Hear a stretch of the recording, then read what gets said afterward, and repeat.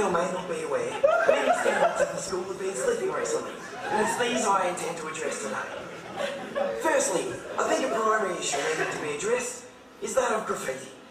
Boys, I am fed up with the amount of crude language and dirty illustrations appearing on school property. Most puzzling for me, though, is perhaps not the frequency with which Finny appears on miscellaneous items, nor whether or not I can find out someone is gay on the curtains.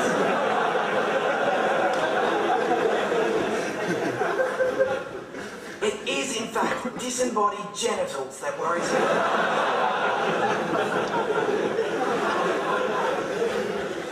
I see them everywhere.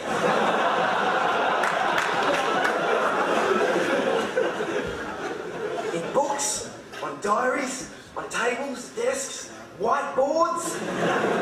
The other day I even saw one drawn with wings.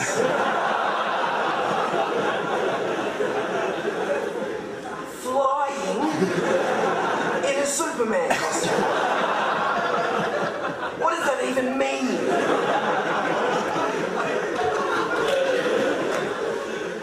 Disembodied genitals is odd, but dressing them up is weird. Second on the agenda today is something that each and every one of you have been part of, but probably actually don't realise it's a bit of a problem. Picture this. I was in my office the other day, I believe you should call it blogging on the comedian, when it occurred to me that something more annoying than the sound of Mr. Fan complaining and Tom Gleason's laugh combined occurred. I am, of course, referring to what has been dubbed the E-bomb. Now, is that worth it? Now, I remember having a personal joke or maybe two in high school, and nor do I consider myself what you young guys might know as a wowser.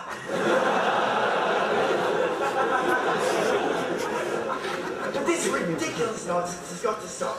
Imagine how hard it is for me to explain to the many people that are on incursion in college what the nature of one single note, all fantastically in tune, several octaves higher than anyone should be able to achieve, seems to occur for no reason whatsoever.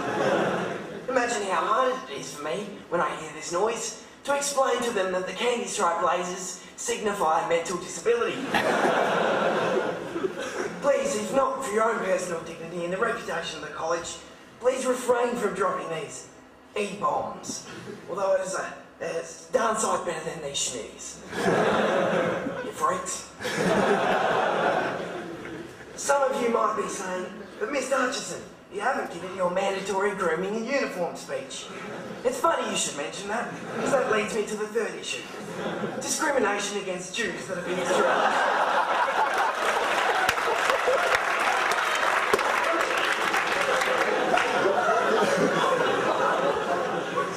Until recently, I had been mostly unaware of a number of things, like that my hair is thinning, and that I am no longer headmaster of the college.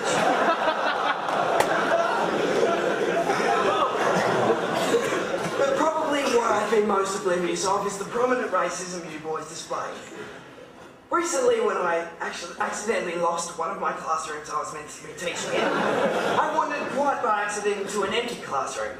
Upon the desk, I saw something inscribed called the Jew list.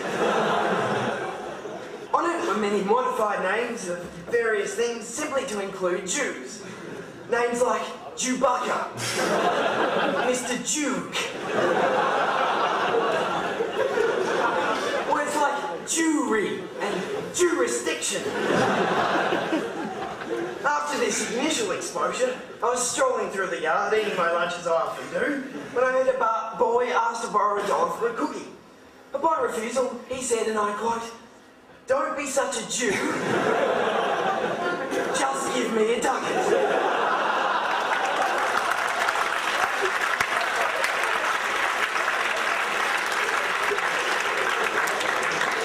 Boys, this is pure irony when I expected to see some immediately. Finally, I would just like to congratulate the rugby boys for winning the premiership this year, as well as the other flags we happen to have got. To celebrate this momentous occasion, we've decided to allow all rugby boys to do VCE over 10 years.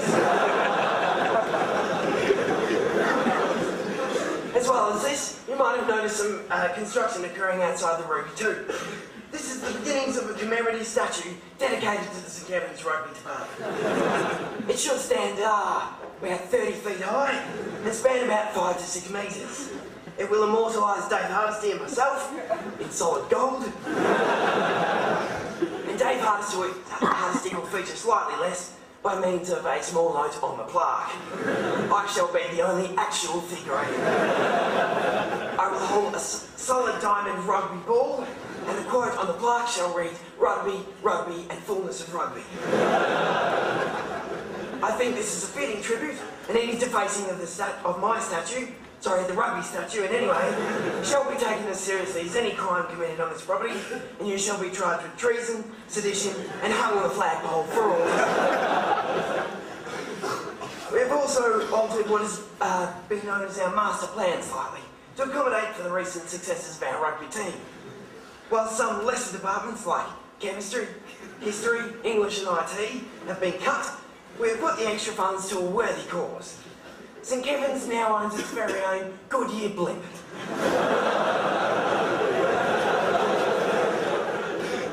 We are able now to film bird's eye views of the rugby matches, as well as advertise our many achievements on its billboards. All notices for the memo will now go to the Daily Dirigible. Aside from this, as many of you are well and truly aware, I was carrying the title of headmaster recently, and I thought many of you might like to see how that went for me. So I've got some behind the scenes footage. I might just conclude with Omnia Pro Hutch. Thank you.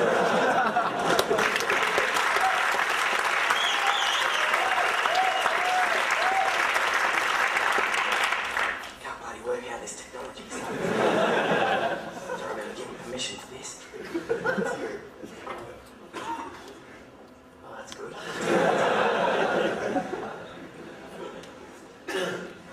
Yeah, press DVD. I've pressed it 3 times now. It's an outrage. Here we go. Play.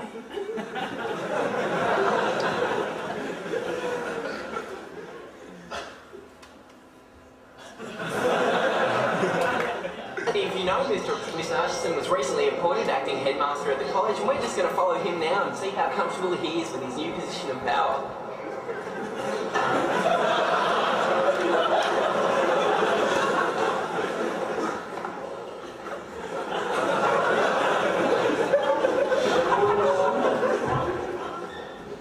You're working well, mate.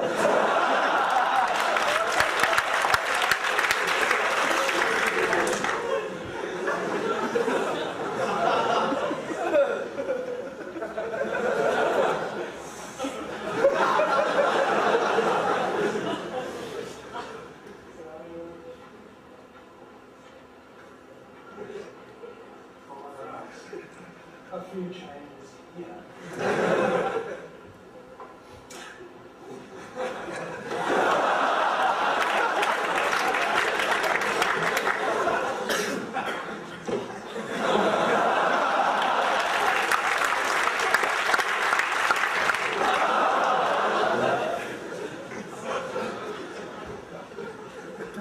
Much better. Okay. Door, Maggie. We'll change the things around. Ah, good. What about time 2? This looks very comfortable. Calm and well reserved. Pauline! Great to see you, Pauline. Morning, Headmaster. Ready for your coffee? Pauline, I do have my coffee ready to go. And not much on the books today. No appointments, just lunch, As usual. Headmaster. Lunch. Just lunch. Good.